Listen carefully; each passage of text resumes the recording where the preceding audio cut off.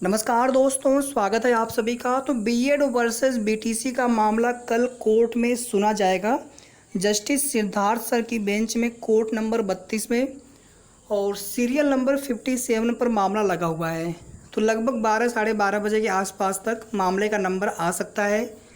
Cause list जारी हो चुकी है और आज बीएड अभ्यर्थियों की तरफ से ट्विटर कैंपेन किया गया था बीएड को बचाने के लिए कि सरकार एजी महोदय को कोर्ट में भेजें।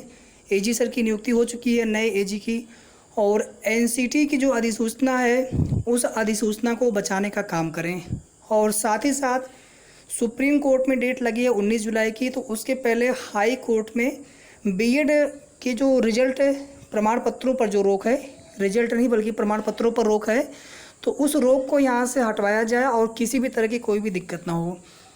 बीटीसी के जो अभ्यर्थी हैं साथियों, उनका अपना तर्क है कि बीटीसी के लिए प्राथमिक को केवल एलिजिबल रखा जाए, बीटीसी के ही छात्र, डीएलएड के ही छात्र एलिजिबल हों, बीएड के छात्रों को यहाँ पर मौका न दिया जाए, इस प्रकार की उनकी मांग है और कई सारे उसमें तर्क हैं उनके।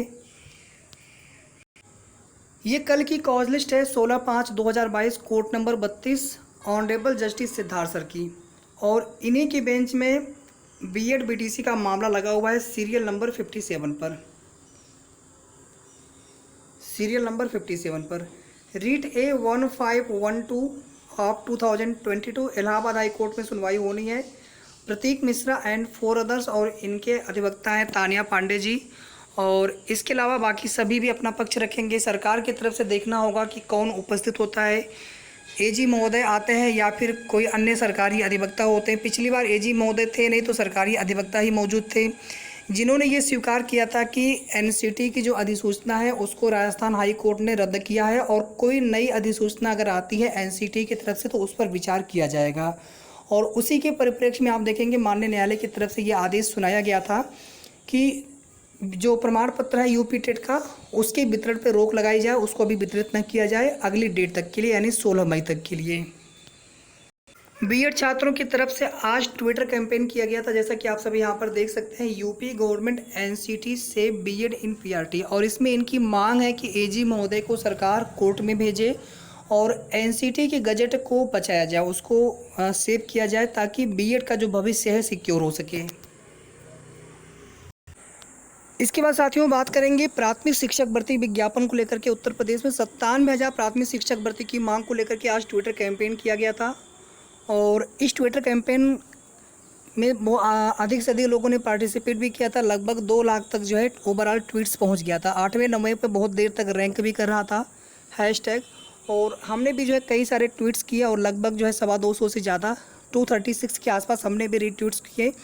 सरकार पर दबाव बनाने की हर संभव कोशिश की जा रही है साथियों, और ट्विटर कैंपेन आज का सफलतापूर्वक संपन्न हुआ है। अब देखना ये होगा कि सरकार प्राथमिक शिक्षक भर्ती का विज्ञापन कब तक जारी करती है।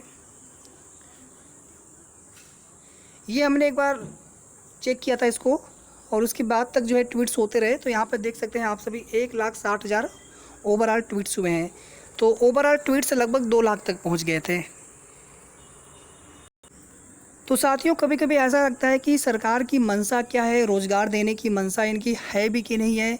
अपर प्राइमरी की वैकेंसी आती ही नहीं है साथियों। ये मेरा एक सुझाव, मेरा एक तर्क आप यहाँ पे समझने का प्रयास करिएगा कि अगर यहाँ पे अपर प्राइमरी की वैकेंसी भी रेगुलर बेसिस पे आना शुरू हो जाए तो फिर बीएड वालों को आप अपर प्राइमरी के लिए एलिजिबल बनाए, पहले से ही एलिजिबल है। प्राइमरी की वैकेंसी आप दीजिए जहाँ पर बीटीसी वाले एलिजिबल रहते हैं। बीटीसी वाले अपने जगह पर खुश रहेंगे कि हमें प्राथमिक के लिए मौका दिया जा रहा है, यहाँ पे बीएड शामिल नहीं है, और बीएड के छात्र भी खुश रहेंगे कि हमें भी अपर प्राइमरी के लिए मौका दिया जा रहा है। लेकिन आप देखेंगे कि अपर प्राइमरी की जो वैकेंसी, जो सीटें होती हैं प्राइमरी में प्रमोशन के आधार पर भर ली जाती हैं, या फिर आप देखेंगे कि विद्यालय मर्ज किए जा रहे हैं। तो यहाँ पर सरकार की जो नीति है अगर उसको देखा जाए साथियों, तो ना तो बीएड छात्रों की कोई गलती है ना बीटीसी छात्रों की। वैकेंसी आनी ही नहीं है और बीएड बीटीसी का विवाद कोर्ट में चल रहा है। अपर प्राइमरी की वैकेंसी एक बार बहुत पहले आई थी, उसके बाद से आज तक कोई भी नई वैकेंसी अपर प्राइमरी की नहीं आई है।